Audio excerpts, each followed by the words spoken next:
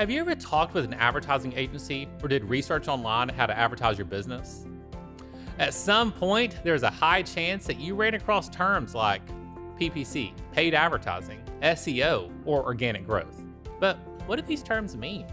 Well, today I'm going to give you a crash course, so stay tuned.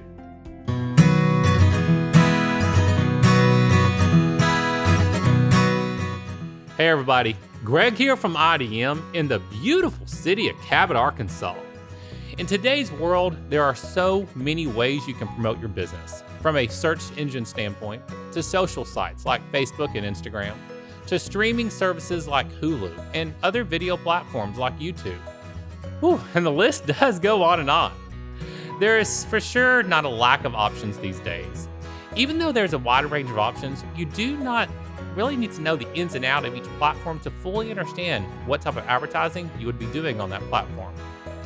Even though these platforms are all different, the terminology is pretty much the same across the board. So let's break this down. You have two forms of advertising when it comes to online, paid versus organic.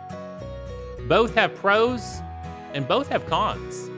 Today, we're going to look at online paid advertising, or PPC, and what it is, and mainly focus within the Google search engine. But also, be sure to check out my episode number 61, SEO 101, where I'll give you the breakdown on search engine optimization and organic growth, what it is, and how you get started. Just head over to idmarkansas.com and click on the Greg's Friday Tip Day button.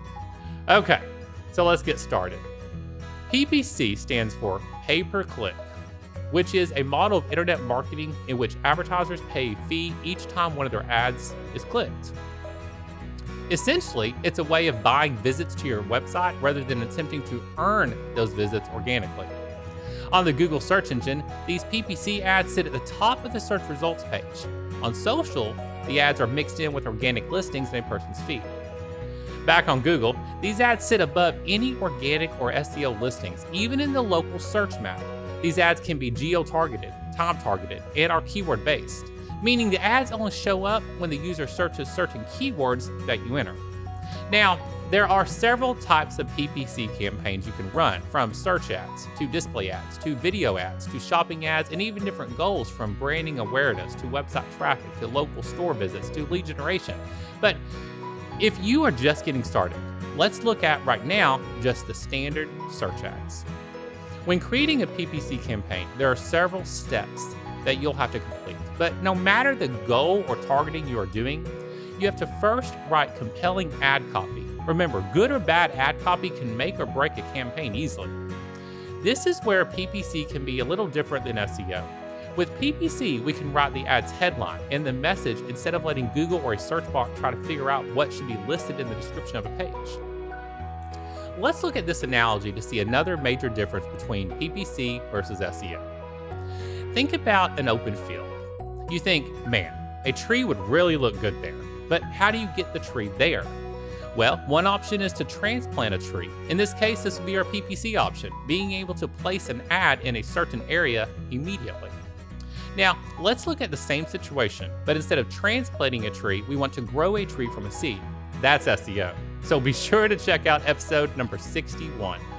Honestly, a lot goes into building a winning PPC campaign, from researching and selecting the right keywords, to organizing those keywords into well-organized campaigns and ad groups, to setting up the PPC landing pages that are optimized for conversions. Search engines reward advertisers who can create relevant, intelligently targeted pay-per-click campaigns by charging them less for ad clicks. If your ads and landing pages are useful and satisfying to users, Google charges you less per click, leading to higher profits for your business. So if you want to start doing PPC, it's important to learn how to do it right. Okay, let's pause for a moment. The term pay-per-click can be very scary because it's costing you click money every time someone clicks on your ad. How do you control that? I mean, what if the click cost is like $10 per click?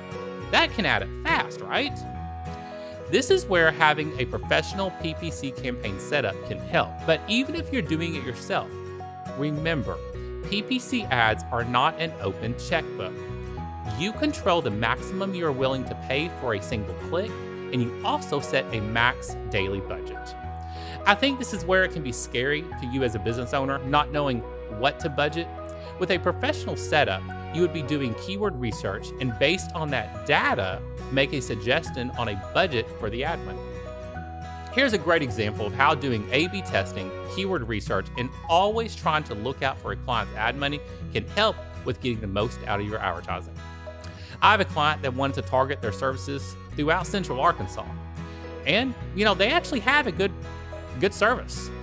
The problem is that in the center of Little Rock, the click cost for PPC was just stupid high. But my team here at IDM is always trying to look out for our relationships. So we suggested, let's exclude Central Little Rock and hit everywhere around it. And that worked out great. We were able to get our click cost down to about $5 per click, where companies in Little Rock were paying $100 per click, which is for sure not the normal across most industries. At the end of the day, the client was able to flip these leads into $3,000 jobs, so a $5 acquisition cost was perfect. If you're setting up PPC yourself, remember that having everything from your keyword list to your ad copy to your landing pages needs to be relevant. This will give you a higher ad rank, which will cost you less per click. Okay, let's close with 2 questions. How does Google determine which ad to show? And how does Google determine what you pay? Okay, so there's actually 2 simple equations, that Google uses here. For the first question, how does Google determine which ad to show? Google looks at your max bid and times that by your ad quality score, which will equal your ad rank and position. So a highly relevant ad can cost you less, rank higher compared to a spammy, non-relative ad based on the user search.